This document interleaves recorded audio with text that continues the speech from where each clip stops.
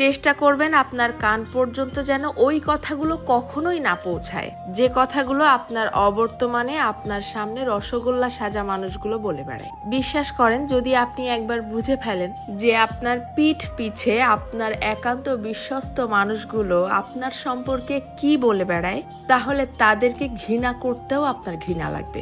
যদি আপনি বুঝে ফেলেন আপনার কান পর্যন্ত কোনো কায়দায় যদি কথাগুলো চলেও আসে, তখন আপনি এমনিতেই নিঃশব্দে মেনে নিতে বাধ্য হবেন যে আপনার আশেপাশে আসলে আপনার বিশ্বাসযোগ্য কেউ নেই। যখন কেউ আপনার প্রশংসা করবে, সেটা তারা কোনো রকম রিয়াকশন ছাড়াই চুপচাপ শুনবে।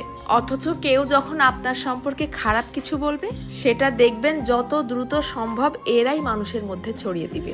আপনি যতই ভালো হন, যতই তাদের হেল্প করেন, যতই তাদের সাথে ভালো মনে মিশতে চাওয়ার চেষ্টা করেন, কোনো লাভ নেই।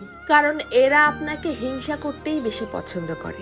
আপনার সামনে দেখাবে যে আপনাকে ভালোবাসে, অথচ আপনার পিঠ পিছে আপনাকে প্রচন্ড লেভেলের হিংসা করে। দীর্ঘদিন ধরে সবকিছু জেনেও চুপচাপ সহ্য করতে করতে যখন আপনি তাদের মতের অমিল হয় এইরকম সামান্য দুই একটা কথা বলে বসবেন, তখনই বুঝতে পারবেন তাদের আসল রূপ।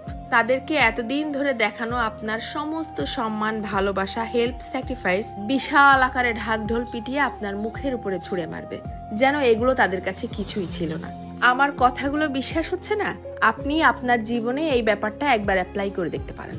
বিশ্বাস করেন, কেউ কারো আপন না, শুধুমাত্র সামনাসামনি আপন আপন সাজার ভান ধরে। যত দ্রুত আপনি এই সত্যিটা বুঝতে পারবেন, তত দ্রুত আপনার জীবনটা শুধরে যাবে।